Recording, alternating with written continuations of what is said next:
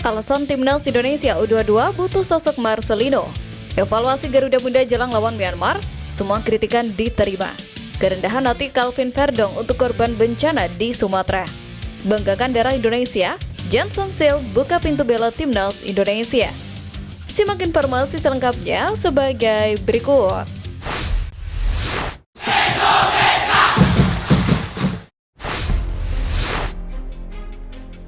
Kerendahan hati Calvin Verdong untuk korban bencana di Sumatera. Di balik ketangguhan dan wajah garangnya saat mengawal lini pertahanan skuad Garuda, ternyata Calvin Verdong menyimpan hati yang sangat lembut dan penuh kepedulian. Terbaru, Calvin Verdong menunjukkan rasa empati yang mendalam terhadap musibah bencana alam banjir dan tanah longsor yang baru saja melanda wilayah Sumatera. Musibah ini memang menjadi duka nasional, dan ternyata kabar duka ini sampai juga ke telinga Verdong yang berada jauh di Eropa. Tanpa banyak bicara di media sosial, Calvin Verdong langsung bergerak memberikan bantuan nyata. Dikutip dari unggahan akun Instagram @naufalah, Calvin Verdong mengirimkan 125 paket perlengkapan kebersihan melalui Yayasan Amal Produktif. Paket tersebut berisi kebutuhan dasar yang sangat diperlukan penyintas bencana di posko pengungsian. Namun, ada satu hal yang membuat aksi ini semakin istimewa. Verdong secara khusus meminta agar bantuan yang ia berikan tidak dipublikasikan secara besar-besaran. Pemain berdarah Aceh tersebut tidak ingin bantuannya dijadikan ajang pamer atau pencitraan. Kendati begitu, akun Instagram @naufalah menjelaskan bahwa tetap membagikannya dengan alasan ingin menginspirasi banyak orang, khususnya para pendukung Timnas Indonesia. Calvin Verdong bilang amanahnya nggak perlu diekspos. Tapi maaf, aku post tanpa izin karena sayang banget kalau kebaikan gak kita sebarkan. Semoga menginspirasi kita semua, terutama pecinta Timnas Indonesia. Tulis akun tersebut. Sikap ini menunjukkan kerendahan hati yang luar biasa. Verdong memberikan bantuan murni karena rasa kemanusiaan dan rasa memiliki terhadap Indonesia, tanah leluhurnya. Ia ingin meringankan beban para korban tanpa mengharapkan pujian. Verdong sendiri saat ini sedang menjalani pemulihan cedera hamstring yang ia alami saat memperkuat Lille. Cedera tersebut membuatnya absen dalam beberapa laga Lille termasuk melawan Marseille.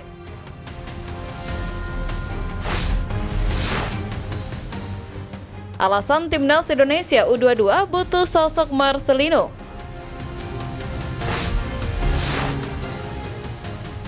Satu, pemain paling berpengalaman.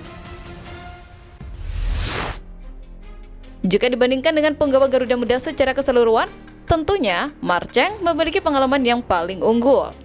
Pemain AS Trencin tersebut menjadi pemain yang paling banyak bermain untuk pasukan Garuda, mulai dari level U15 hingga senior tanpa terputus. Meskipun di Timnas U22 ada pemain lain sekelas Ivar Jenner, Rafael Schreck, Mauro Zylstra, dan sederet nama beken lainnya, namun secara pengalaman tentunya Marcheng masih unggul baik dalam hal menit bermain, tingkatan Timnas maupun atmosfer pertandingan internasional. 2. Kreatif dan memiliki kepercayaan diri tinggi. Meskipun masih berusia muda, Marcheng selama ini dikenal luas sebagai sosok yang memiliki kepercayaan diri tinggi dan kerap memamerkan skill bermain bolanya untuk mengelabui lawan yang dihadapi. Tak jarang, pergerakan-pergerakan dari ex-pemain Persebaya Surabaya ini mengundang decak kagum karena berhasil memperdayai musuhnya di atas lapangan. Selain itu, Marcheng adalah pemain yang kreatif. Ketika skema permainan timnya menemui jalan buntu, Marcheng biasanya bermain di luar pakem untuk membantu rekan-rekannya menciptakan peluang. Maka tak heran jika pelatih yang memainkannya kerap menugaskan Marcheng untuk bermain free roll atau memaksimalkan kreativitas yang dimilikinya. 3. Tipikal pemecah kebuntuan. Para pendukung setia Timnas Indonesia tentunya masih ingat dengan gelaran SEA Games 2023 di Kamboja 2 tahun lalu. Kala itu Marcheng sukses menciptakan gol perdana untuk pasukan Garuda Muda setelah mereka beberapa waktu bertarung tanpa menuai hasil. Uniknya, baik di laga melawan Filipina maupun Myanmar, permainan Garuda Muda menjadi lebih rileks setelah Marcheng menciptakan gol dan pada akhirnya diikuti oleh rekan-rekannya membobol gawang lawan.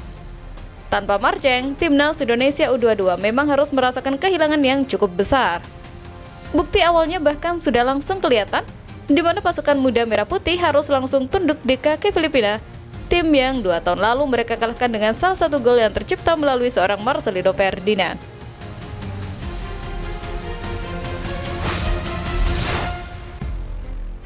Banggakan darah Indonesia, Johnson Shield buka pintu bela Indonesia.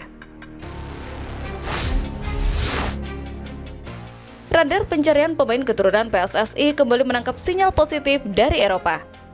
Kali ini, nama yang mencuat adalah Johnson Shield, seorang bek tengah muda yang memiliki prospek karir sangat cerah di benua biru. Johnson Shield baru-baru ini buka suara mengenai latar belakang keluarganya. Dalam sebuah wawancara, pemain yang saat ini membela klub Wolfsburg itu secara terbuka membanggakan darah Indonesia yang mengalir di tubuhnya.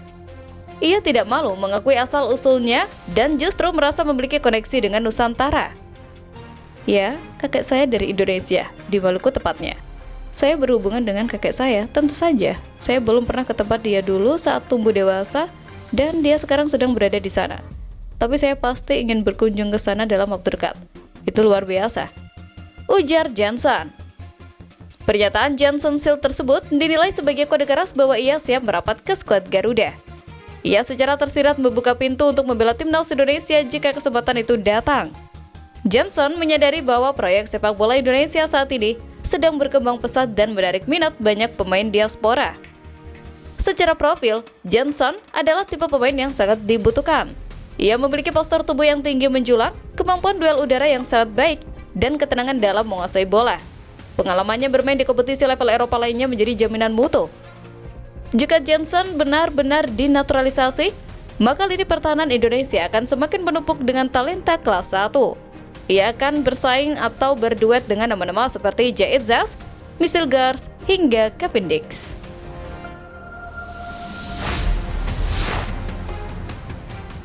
Evaluasi Garuda Muda jelang lawan Myanmar, semua kritikan diterima.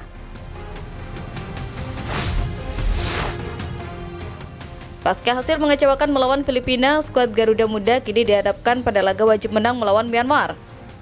Suasana di dalam tim dikabarkan sangat serius, namun tetap kondusif berkat pendekatan manajemen yang terbuka. Melansir laporan langsung dari Thailand via bola.com, manajer timnas Indonesia Sumarji bersama pelatih Indra Safri telah melakukan evaluasi menyeluruh. Mereka menyadari bahwa performa tim di laga sebelumnya jauh dari harapan. Namun, alih-alih bersikap defensif atau anti kritik, manajemen timnas justru mengambil sikap yang sangat jantan. Dalam keterangannya, Sumarji mempersilahkan publik untuk memberikan kritik. Ia mengatakan, silakan kritik timnas Indonesia U22 sekeras dan sepedas-pedasnya. Pernyataan ini menegaskan bahwa semua kritikan diterima dengan lapang dada. Manajemen menganggap kritik dari supporter, pengamat, maupun netizen sebagai bentuk rasa sayang dan kepedulian terhadap timnas. Kritik pedas tersebut dijadikan bahan bakar untuk memperbaiki diri. Indra Safri menjadikan masukan publik sebagai cermin untuk melihat kekurangan taktik yang mungkin terlewat. Evaluasi dilakukan di semua lini, mulai dari penyelesaian akhir yang tumpul, koordinasi pertahanan yang longgar, hingga mentalitas pemain yang sempat drop. Menjelang laga melawan Myanmar, sikap terbuka ini diharapkan dapat melepaskan beban para pemain. Mereka tahu bahwa mereka salah, mereka sudah dievaluasi, dan kini saatnya membayar kesalahan tersebut. Laga melawan Myanmar adalah final kepagian. Tidak ada pilihan lain selain menang. Dengan mentalitas yang sudah diperbaiki dan evaluasi taktik yang matang, timnas Indonesia U22 bertekad untuk bangkit dan menunjukkan wajah aslinya sebagai juara bertahan yang layak disegani.